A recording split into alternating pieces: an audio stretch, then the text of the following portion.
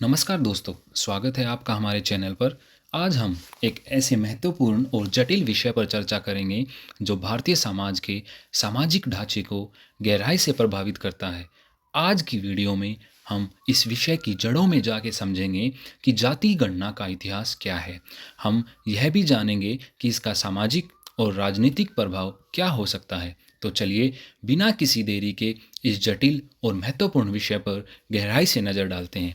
अगर आपको हमारा कंटेंट पसंद आए तो कृपया चैनल को सब्सक्राइब करें और वीडियो को लाइक और शेयर जरूर करें। तो चलिए दोस्तों शुरू करते हैं। सनातन धर्म के चार बुनियादी सिद्धांत हैं जिनकी गहरी समझ भारत की समाज और संस्कृति को पूरी तरह जानने में आपकी सहायता कर सकती है। इनमें सबसे पहले और सबसे महत्वपूर्ण सिद्धांत है वेद। हमारे यहाँ चार वेद हैं: ऋग्वेद, सामवेद, यजुर्वेद और अर्थवेद। इन वेदों की संहिता में महत्वपूर्ण जानकारियां मौजूद हैं जो सनातन धर्म के मूलभूत सिद्धांतों को समझने में हमारी मदद करती हैं। वेदों में ऋग्वेद का बहुत बड़ा महत्व है। यह वेद सबसे प्राचीन वेद है और इसके भीतर बहुत सी महत्वपूर्ण जानकारियां समाहित हैं। ऋग्वेद के पुरुष सूक्त में एक महत्वपूर्ण श्लोक है जो वर्ण व्यवस्था की उत्पत्ति की व्याख्या करता है। इस श्लोक के अनुसार समाज में चार प्रमुख वर्णों की उत्पत्ति की गई थी। यह श्लोक हमें बताता है कि कैसे विभिन्न वर्णों का विभाजन हुआ। वेदों के सिद्धांत को यदि आप गहराई से पढ़ेंगे तो आपको महत्वपूर्ण बात जानकर आश्चर्य होगा कि वर्ण व्यवस्था का जो उल्लेख है, जिसमें ब्राह्मण, क्षत्रिय, वैश्य और शूद्र हैं, ये किसी भी प्रकार की हायरार्की के रूप में नहीं है। वास्तव में यह एक डिग्री ऑफ एक्सट्रैक्शन के लिए होता है। जब हम वेदों में वर्ण व्यवस्था की बात करते हैं तो यह स्पष्ट है कि वर्ण व्यवस्था को किसी प्रकार का सामाजिक पदानुक्रम मीन्स हायरार्की के रूप में नहीं देखा जाना चाहिए। वेदों में वर्ण व्यवस्था का उल्लेख इस बात को दर्शाता है कि व्यक्ति अपनी गुणों और क्षमताओं के आधार पर किसी भी वर्ण में आ सकता है। इसका मतलब है कि हर वेद में यह लिखा हुआ है कि किसी भी व्यक्ति को किसी भी वर्ण में जाने के लिए उसकी क्वालिटी और योग्यता के अनुसार मान्यता प्राप्त होती है। इस प्रकार वर्ण व्यवस्था का उद्देश्य समाज को बेहतर तरीके से संगठित करना था, ना कि किसी प्रकार की सामाजिक असमानता को बढ़ावा देना। यदि आप वेदों को अच्छी तरह से पढ़ते हैं तो आप दो अत्यंत महत्वपूर्ण बातें जान सकते हैं। पहली, वेदों में यह कहीं नहीं कहा गया है कि किसी व्यक्ति का वर्ण हमेशा के लिए स्थिर रहेगा। वेदों में हमेशा यह कहा गया है कि किसी भी व्यक्ति को किसी भी वर्ण में जाना संभव है और वर्ण परिवर्तन की प्रक्रिया पूरी तरह से उसके गुणों और क्षमताओं पर आधारित है। नंबर दो, सनातन धर्म के भीतर वेदों का महत्वपूर्ण स्थान है और वेदों में यह स्पष्ट रूप से नहीं लिखा है कि जन्म के आधार पर किसी व्यक्ति को स्थायी रूप से किसी एक वर्ण में रहना होगा। वर्ण व्यवस्था में किसी भी व्यक्ति को अपनी गुणवत्ता और क्षमताओं के अनुसार किसी भी वर्ण में स्थान मिल सकता है। तो दोस्तों, इसका मतलब है कि आप शूद्र होते हुए भी अगर अत्यधिक बौद्धिक कार्य कर सकते हैं जो एक ब्राह्मण करता है तो आप ब्राह्मण कहलाएंगे, और अगर आप ब्राह्मण होते हुए भी व्यापार जैसे कार्य करते हैं जो एक वैश्य करता है तो आप वैश्य कहलाएंगे। इस प्रकार की गतिशीलता और लचीलापन वर्ण व्यवस्था में वर्णित है। वर्ण व्यवस्था का उद्देश्य किसी भी व्यक्ति को अपनी क्षमताओं और गुणों के अनुसार तरक्की करने का अवसर प्रदान करना है, ना कि उसे स्थिरता और असमानता की स्थिति में डालना। इसीलिए दोस्तों, स्वामी विवेकानंद हमेशा एक महत्वपूर्ण बात कहा करते थे कि हर व्यक्ति को, चाहे वो किसी भी वर्ण में हो, उसे ब्राह्मण बनने की कोशिश करनी चाहिए। स्वामी विवेकानंद के शब्दों में ब्राह्मण बनने का मतलब था एक व्यक्ति को आदर्श और उत्कृष्टता की ओर बढ़ना चाहिए। उनका उद्देश्य था कि व्यक्ति के भीतर उच्च गुणवत्ता और गुण हों। इसलिए वर्ण व्यवस्था में कहीं भी कोई ऐसा शिथिल और कठोर प्रतिबंध नहीं है। वेदों में वर्ण व्यवस्था के अंतर्गत कोई भी व्यक्ति अपनी क्षमताओं और गुणों के अनुसार बदलाव कर सकता है। न तो वेदों में और न ही सनातन धर्म में कहीं भी यह कहा गया है कि किसी व्यक्ति को स्थायी रूप से किसी भी विशेष वर्ण में बंधा रहना होगा। आप अपनी गुणवत्ता और प्रयास के आधार पर किसी भी वर्ण में बदलाव कर सकते हैं। इस प्रकार वर्ण व्यवस्था एक लचीला और गतिशील प्रणाली है जो आपके गुणों और क्षमताओं के अनुसार आपको अवसर देती है। धर्म के दूसरे महत्वपूर्ण सिद्धांत में जाति का उल्लेख कई बार किया गया है। यह शब्द जन्म से आया है, लेकिन प्राचीन काल में जाति का अर्थ थोड़ा अलग था। उस समय जाति का मतलब एक समूह या वर्ग जो एक गांव में रहता था। प्राचीन काल में जब लोग एक ही गांव में रहते थे तो वे अक्सर एक ही प्रकार के काम करने लगे, यानी कि एक गांव में रहने वाले लोग सामान्यतः एक पेशा या व्यवसाय अपनाते थे। तो धीरे धीरे जाति को कार्य से जोड़ने की प्रवृत्ति भी बढ़ गई। इस प्रकार जाति और पेशा वे दोनों एक दूसरे से जुड़ गए। यही कारण है कि आज जाति को एक जीवन जीने की शैली या तरीका माना जाता है। जब हम जाति की बात करते हैं तो हम देखते हैं कि एक ही जाति के लोग अक्सर एक दूसरे से जुड़े होते हैं, क्योंकि वो एक ही गांव में रहते हैं, एक समान कार्य करते हैं।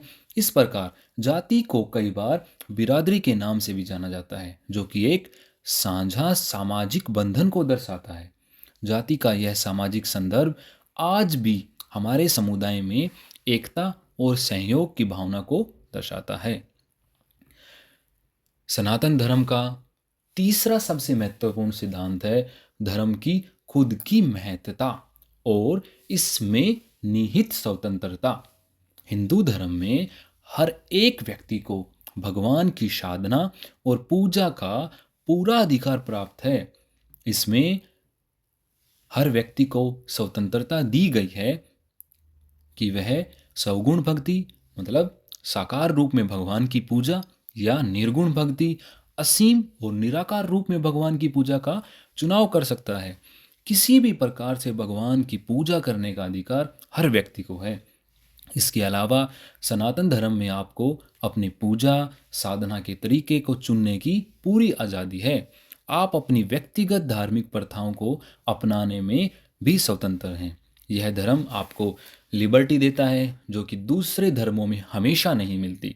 सनातन धर्म में यह विविधता और स्वतंत्रता आपको आत्म अन्वेषण और व्यक्तिगत धार्मिक अनुभव का मौका देती है। सनातन धर्म का चौथा और सबसे महत्वपूर्ण सिद्धांत है कि यह धर्म पूरी तरह से डिसेंट्रलाइज मीन्स विकेंद्रीकृत है। इसका मतलब है कि इसमें किसी एक व्यक्ति या एक संस्था द्वारा पूरी तरह से नियंत्रित या संचालित नहीं किया जाता। उदाहरण के तौर पर जैसे चर्च में एक प्रमुख पादरी या फादर या पोप होता है जो कि पूरे चर्च को संचालित करता है, वैसे ही सनातन धर्म में कोई एकल नेता या केंद्रीय प्राधिकरण नहीं होता है। इसके अतिरिक्त सनातन धर्म में हम लोग देख सकते हैं कि हमारे पास जो स्कल्पचर्स हैं वो एक नहीं हैं। एक मात्र पत्ती का पालन नहीं किया जाता। यहाँ पर बहुत सारे पवित्र ग्रंथ और अलग अलग देवताओं की मूर्तियाँ हैं। इन पवित्र ग्रंथों में जैसे हमारे पास वेद, उपनिषद, आगम और भगवत गीता आदि हैं। इस धर्म में विभिन्न संस्कृतियों और धार्मिक विधियों का समावेश होता है और प्रत्येक व्यक्ति अपनी धार्मिक प्रथाओं को स्वतंत्र रूप से अपना सकता है। यह विविधता और विकेंद्रीकरण सनातन धर्म की प्रमुख विशेषताओं में से एक है। यह जानना महत्वपूर्ण है क्योंकि पौराणिक काल में हिंदू समाज और भारत की पूरी समाज व्यवस्था इन चार मूलभूत सिद्धांतों के आधार पर डिजाइन की गई थी।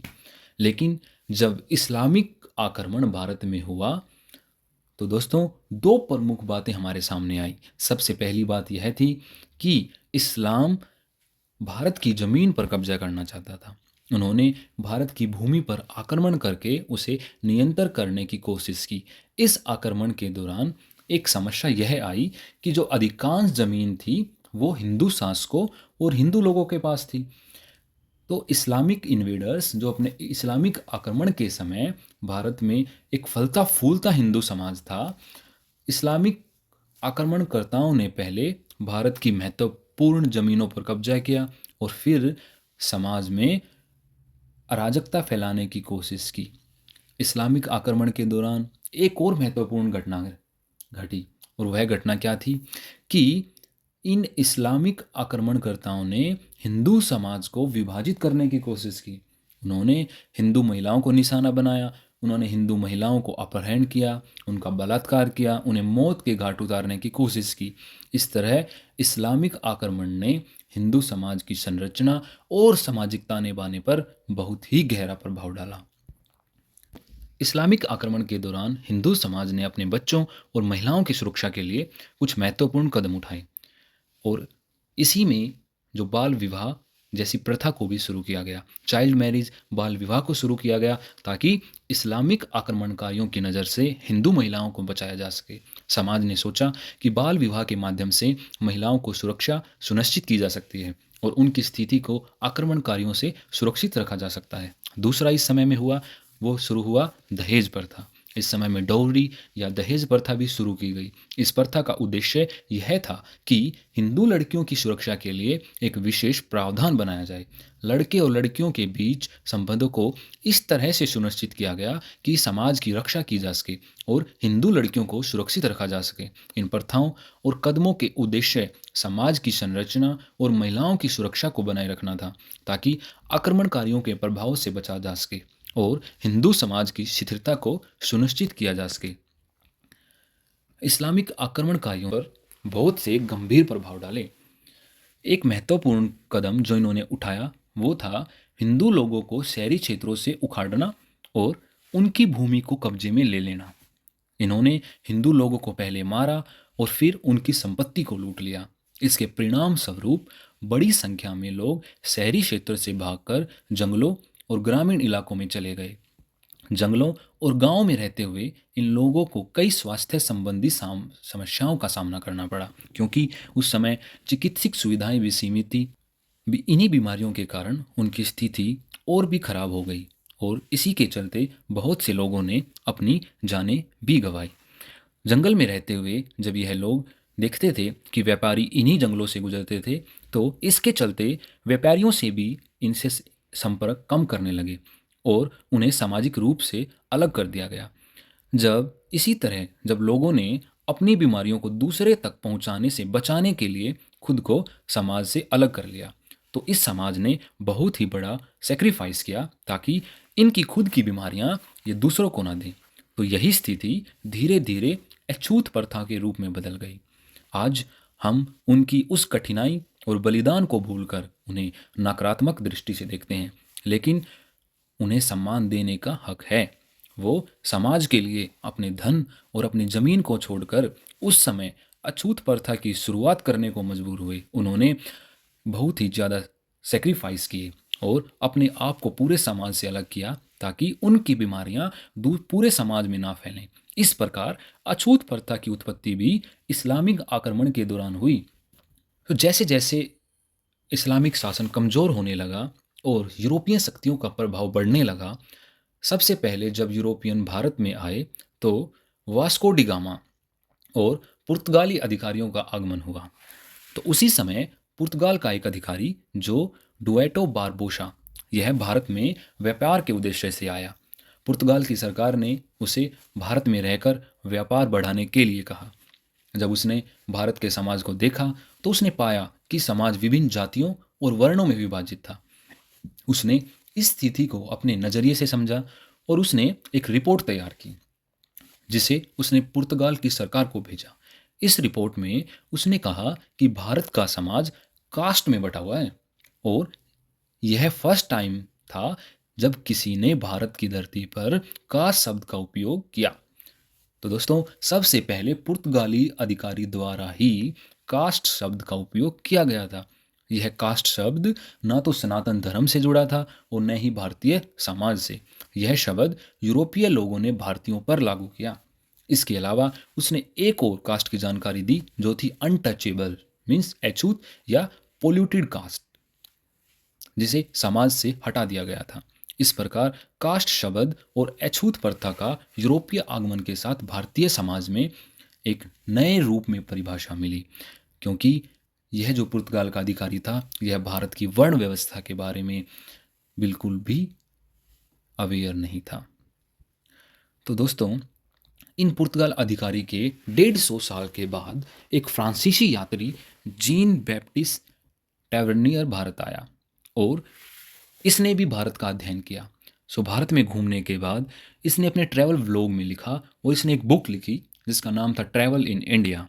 उस बुक में इसने लिखा कि भारत में 72 जातियां हैं।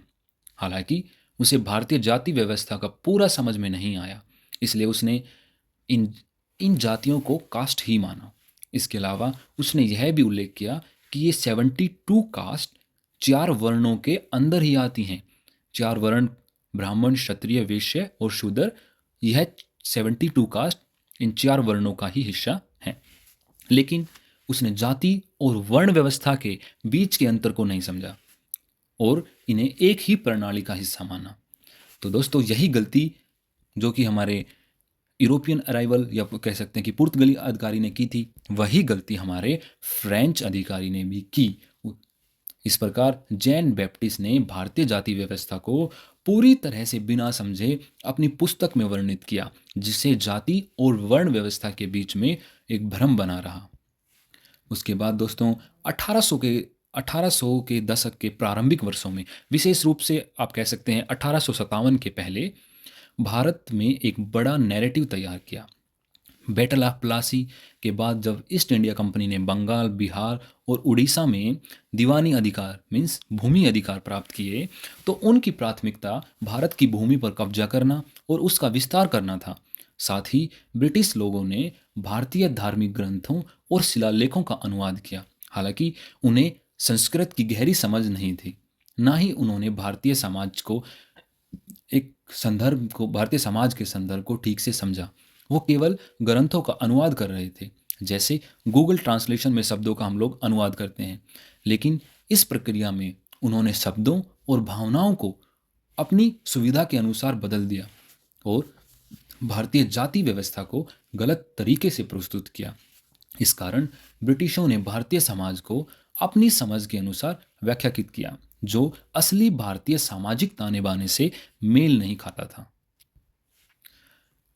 इसके बाद 1792 में एक रेशम व्यापारी चार्ल्स ग्रांट भारत आया।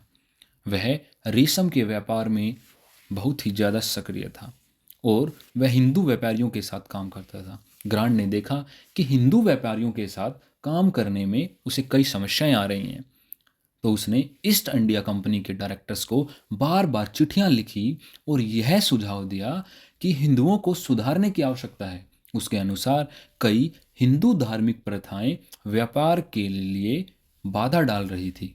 उदाहरण के लिए सनातन धर्म में जानवरों की हत्या और मांस का व्यापार प्रतिबंधित था, जिससे व्यापार में समस्याएं उत्पन्न हो रही थी। ग्रांट का मानना था कि हिंदू धर्म को एक वैज्ञानिक दृष्टिकोण से बदलने की आवश्यकता है।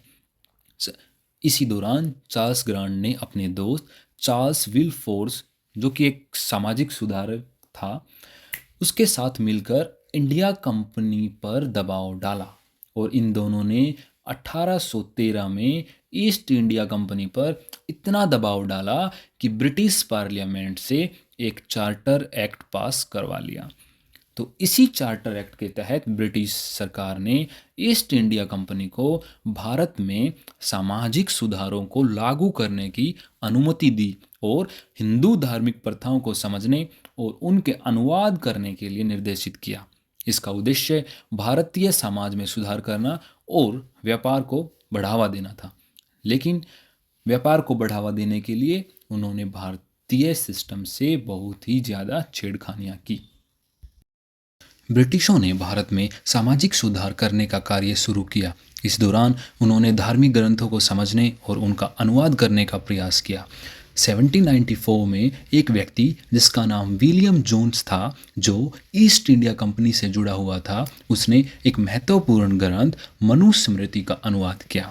विलियम जोन्स ने मनुस्मृति के अनुवाद के आधार पर एक नई कथा तैयार की, जिसमें उसने कहा कि मनुस्मृति ही हिंदू समाज की पहचान और दिशा को निर्धारित करता है। इसके साथ ही उसने यह मान लिया कि मनुस्मृति ही सनातन धर्म की सच्ची समझ प्रदान करता है, जबकि अन्य ग्रंथ जैसे वेद, उपनिषद, भगवत गीता और धर्मशास्त्रों को अनदेखा किया।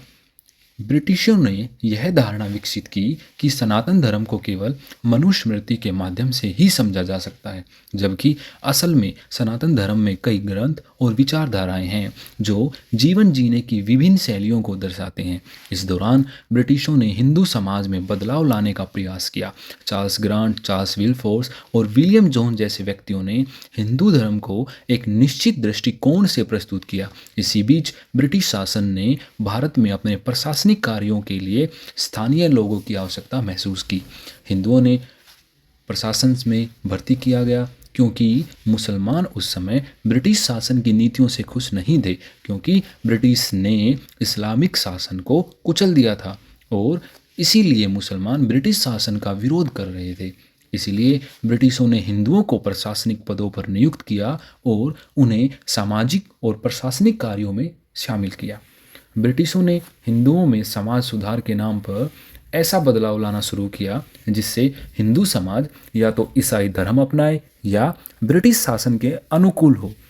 इस तरह ब्रिटिशों का प्रयास था कि हिंदू समाज में व्यापक बदलाव लाए जाएं, उन्हें हिंदू धर्म से क्रिश्चियनिटी की ओर मोड़ा जाए। तो इन्हीं प्रयासों में ब्रिटिशों ने भारत में सामाजिक सुधार के कई प्रयास किए और हिंदू समाज को एक रणनीतिक रूप में देखा। ब्रिटिश चाहते थे कि हिंदू समाज को बदलकर या तो ईसाई धर्म में परिवर्तित किया जाए या कम से कम उनके धार्मिक प्रथाओं को छोड़ दिया जाए। हालांकि वे इस प्रयास में पूरी तरह सफल नहीं हो पाए। 1857 के विद्रोह के बाद ब्रिटिश सरकार ने एक इम्पोर्टेंट डिसीजन लिया। ईस्ट इंडिया कंपनी, जो कि पहले सिर्फ ट्रेड करती थी, व्यापार करती थी, वह अब केवल व्यापार करेगी और भारत में जो शासन होगा वह ब्रिटिश सरकार के द्वारा लिया जाएगा। सत्ता का यह हस्तांतरण यूरोप में डार्नीवाद के प्रभाव के साथ आया।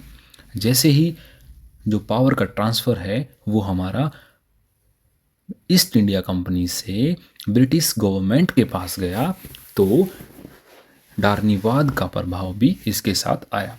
डार्नीवाद विशेषकर सर्वाइवल ऑफ द फिटेस्ट का सिद्धांत, जो कि यूरोपीय समाज में प्रभावी हो गया था। डार्विन ने इसे जीव विज्ञान के संदर्भ में प्रस्तुत किया था, लेकिन यूरोपियन समाज ने इसे सामाजिक संदर्भ में लागू किया। इसका मतलब था कि जो सामाजिक व्यक्ति सामाजिक परिवर्तन के अनुकूल है उसे ही फिट माना जाएगा। ब्रिटिशों ने इस सिद्धांत को क्रिश्चियन सुप्रीमेसी मीन्स ईसाइयों की श्रेष्ठता के साथ जोड़कर एक नया दृष्टिकोण विकसित किया। उन्होंने तर्क किया कि केवल ईसाई धर्म ही श्रेष्ठ है, जबकि हिंदू धर्म, इस्लाम, सिख धर्म इत्यादि अधीन और निचले हैं। 1857 के बाद ब्रिटिश शासन ने हिंदू समाज में सुधार के प्रयास को दोहराया। उन्होंने हिंदू अधिकारियों को यह दबाव डाला कि या तो वो ईसाई धर्म अपनाएं या कम से कम अपनी धार्मिक प्रथाओं को छोड़ दें। लेकिन सनातन धर्म के लचीलेपन और समायोजता के कारण हिंदू इन दबावों को सहन करने में सक्षम रहे। ब्रिटिशों को जब यह समझ में आया कि वो हिंदुओं को ना तो परिवर्तित कर पा रहे हैं और न ही उनकी धार्मिक प्रथाओं को छोड़ने पर मजबूर कर पा रहे हैं, तो उन्होंने 1860 से 70 के दशक में एक नया नैरेटिव पेश किया। 1857 के विद्रोह के बाद ब्रिटिशों ने एक नया नैरेटिव विकसित किया, जिसमें हिंदू धर्म को विनाशक और पिछड़ा दिखाने की कोशिश की गई। उनके सामने एक चुनौती थी कि हिंदू धर्म को खराब कैसे प्रस्तुत करें, जब कोई केंद्रीय प्राधिकरण या एक सिंगल स्कल्पचर या फिर एकल ग्रंथ या कोई एक बुक नहीं थी जो उनकी आलोचना का केंद्र हो। ब्रिटिशों ने अमेरिका के साथ मिलकर एक नई रणनीति अपनाई। उन्होंने मनुस्मृति का अनुवाद किया और एक नया नैरेटिव तैयार किया जिसमें हिंदू धर्म को पिछड़ा और विनाशक बताया गया। इस नैरेटिव को वैश्विक स्तर पर फैलाने के लिए उन्होंने ब्रिटिश और अमेरिकी सहयोग से एक स्थापित दृष्टिकोण तैयार किया। ब्रिटिशों ने मनुस्मृति को उठाकर एक धारणा बनाई। वो धारणा क्या थी? सबसे पहली, कास्ट सिस्टम। उन्होंने कहा कि जो कास्ट सिस्टम है वह हिंदू धर्म में एक अनिवार्य प्रथा है। नंबर 2, ब्राह्मणों की भूमिका। उन्होंने बताया कि जो ब्राह्मण हैं वो इस कास्ट सिस्टम को बनाए रखने और समर्थन देने में जिम्मेदार हैं ताकि वो अपनी श्रेष्ठता को बनाए रख सकें। नंबर 3, उन्होंने कास्ट और जाति का भ्रम। कास्ट सिस्टम को भारत की जाति व्यवस्था से जोड़कर ब्राह्मणों को आरोपित किया गया कि वो कास्ट सिस्टम को बनाए रखते हैं। नंबर 4, उन्होंने अपरिवर्तनीय जन्मजात स्थिति। उन्होंने कहा कि कास्ट एक जन्मजात स्थिति है जिसे बदला नहीं जा सकता और इस प्रकार से कास्ट सिस्टम को स्थायी मान लिया गया। लेकिन सच्चाई क्या थी दोस्तों? कि वर्ण व्यवस्था में कोई भी व्यक्ति एक वर्ण से दूसरे वर्ण में स्थानांतरित या फिर ट्रांसफ़र हो सकता है उसके अपने वैल्यूज़ पे, उसकी अपनी क्वालिटीज़ के बेस पे। तो ब्रिटिशों ने कास्ट शब्द को हिंदू धर्म से जोड़ने की कोशिश की, जबकि इस शब्द का उपयोग भारत में पहले नहीं किया गया था। उन्होंने ब्राह्मणों को दोषी ठहराया कि वो कास्ट सिस्टम को बनाए रखते हैं और उसे बढ़ावा देते हैं, जिससे हिंदू धर्म को पिछड़ा और विनाशक कहा गया। इस नैरेटिव के तहत ब्रिटिशों ने मिशनरियों को प्रोत्साहित किया और कई पिछड़े समुदायों को ईसाई धर्म में परिवर्तित होने के लिए प्रेरित किया। इसके साथ ही ब्रिटिशों ने 1872 में जनगणना की प्रक्रिया शुरू की ताकि कास्ट सिस्टम को अधिक स्पष्ट रूप से पेश किया जा सके और इसे एक सामाजिक सत्य के रूप में स्थापित किया जा सके। ब्रिटिशों का कास्ट सिस्टम का एक नैरेटिव के रूप में पेश करने के लिए 1872 में जनगणना की प्रक्रिया शुरू की गई। पहले जनगणना 1872 में कास्ट को विभिन्न सामाजिक वर्गों के रूप में वर्गीकृत किया गया। इसके बाद 1881 की जनगणना में भारत में विभिन्न जातियों को कास्ट के रूप में वर्गीकृत करने का प्रयास किया गया। 1901 में सेंसस कमिश्नर हार्बर्ट रिस्ले ने इस प्रक्रिया को नया मोड़ दिया।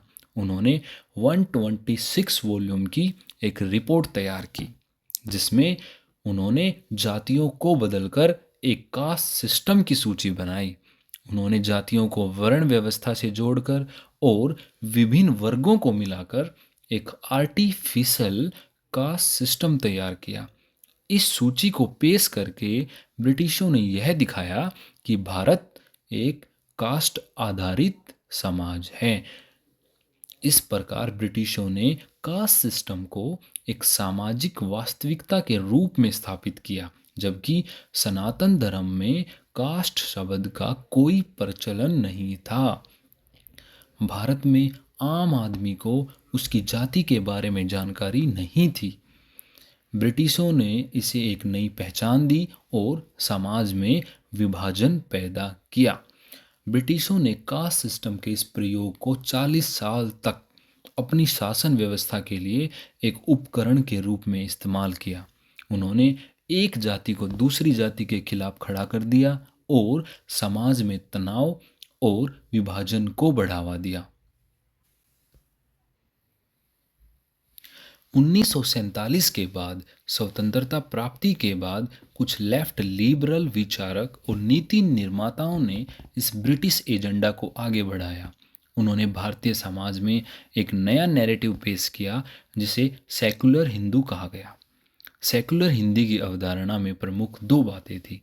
पहली कि हिंदू राष्ट्र की बात नहीं करना। इस विचार के तहत हिंदू बहुल भारत में हिंदू राष्ट्र की अवधारणा का विरोध किया गया। नंबर 2, कास्ट सिस्टम को मान्यता देना।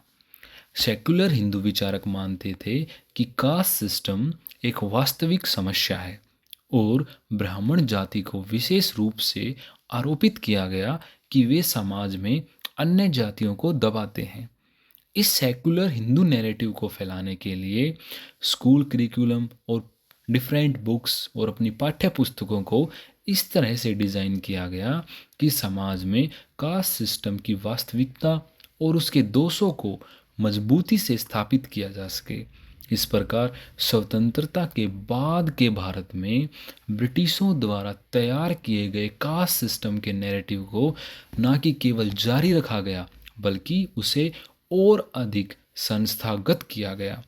इस नैरेटिव के तहत कास्ट सिस्टम को एक स्थायी और अपरिवर्तनीय समस्या के रूप में प्रस्तुत किया गया। लेफ्ट लिबरल विचारकों ने कास्ट सिस्टम को लेकर एक तरह से नैरेटिव पेश किया जिसमें कहा गया कि यह सिस्टम इतना पुराना और जटिल है कि यह कभी बदल नहीं सकता, जबकि इन विचारकों की किताबों में अक्सर यह बयान मिलता है कि कास्ट सिस्टम पिछले 3000 ईयर्स मीन 3000 साल से चला आ रहा है, जबकि कास्ट शब्द स्वयं केवल 200 से 300 साल पुराना है। ब्रिटिशों द्वारा लाए गए कास्ट शब्द को अब भारतीय समाज के स्वाभाविक हिस्से के रूप में प्रस्तुत किया गया। स्वतंत्रता के बाद इस नैरेटिव को आगे बढ़ाने के लिए लेफ्ट लिबरल विचारकों ने धर्मशास्त्र को इस कास्ट सिस्टम के एक मूल आधार बना दिया। उन्होंने धर्मशास्त्र को हिंदू धर्म का अनिवार्य हिस्सा मान लिया और इसे ब्राह्मणों की उपनिवेशी ताजगी के रूप में पेश किया। धर्मशास्त्रों के साथ साथ वेदों को भी आलोचना का लक्ष्य बनाया गया। वेदों को ब्राह्मणों के सामाजिक नियंत्रण का एक उपकरण माना गया और इस आधार पर कहा गया कि यह हायरार्की को समर्थन करता है। लेकिन दोस्तों, रियलिटी हमने पहले भी बताया है कि जो वेदों में वर्णों का वर्णन है वो कोई भी हायरार्की सिस्टम नहीं है। स्वतंत्रता के बाद जाति जनगणना की प्रक्रिया को पुनः सक्रिय किया गया, जिसे 1872 और 1881 में अंग्रेज़ों ने शुरू किया। 20वीं सदी के मध्य में जाति जनगणना को फिर से लाने का उद्देश्य समाज में जाति आधारित विभाजन को प्रोत्साहित करना था। ये लोग हमारे समाज को विभिन्न जातियों में बांटना चाहते थे और इससे समाज को विभिन्न जातियों में विभाजित किया गया और हिंदू समाज की एकता को तोड़ा गया। इस प्रक्रिया से उम्मीद की गई कि विभाजित जातियों के बीच सत्ता की लड़ाई को बढ़ावा मिलेगा और राजनीतिक लाभ प्राप्त किया जा सकेगा। जातिगत जनगणना का उद्देश्य केवल जनसंख्या की गणना नहीं था, बल्कि यह भी था कि हिंदू समाज को 10,000 से अधिक भागों में विभाजित कर दिया जाए। इससे सत्ता को विभिन्न जातियों में वितरित किया जा सके और कुछ जातियों को विशेष लाभ देकर उन्हें समर्थन प्राप्त किया जा सके और इस प्रक्रिया से ये लोग सत्ता को शिथिल बनाए रखना चाहते थे। और जो आज हो रहा है, ये लोग हमारे समाज को बांट रहे हैं और कुछ जातियों को लाभ देकर, विशेष लाभ देकर ये लोग उनसे वोट लेते हैं और सत्ता में बने रहते हैं। अब यहाँ पर यह समझना महत्वपूर्ण है कि कास्ट शब्द और कास्ट सिस्टम यह भारतीय संस्कृति का हिस्सा नहीं है। यह एक ब्रिटिश रणनीति का हिस्सा है जो भारतीय समाज को तोड़ने और विभाजित करने के लिए बनाई गई थी। आज भी अगर हम इस विभाजन और भ्रम को समझने में विफल रहते हैं तो दोस्तों, अगले 2000 सालों तक गुलाम मानसिकता में रहने के लिए आप तैयार हो जाइए और हमें एक ठोस पहचान और राष्ट्रीय चेतना के आधार पर काम करना होगा ताकि समाज में एकता और शक्ति बनाए रखें। आप जगह-जगह देख सकते हैं कि कितने ज़्यादा जातीय विद्रोह हैं और हम लोग आपस में जातियों के नाम पर लड़ रहे हैं। एक डिटेल वीडियो दोस्तों मैं डीएनए के ऊपर भी बनाऊँगा, जिसमें आप देखेंगे कि हमारी विभिन्न जातियों का डीएनए सेम है और हम लोग आपस में लड़ रहे हैं और जो अंग्रेज़ों का एजेंडा था उसको आज भी पूरा कर रहे हैं। तो धन्यवाद दोस्तों सुनने के लिए। Thank you so much.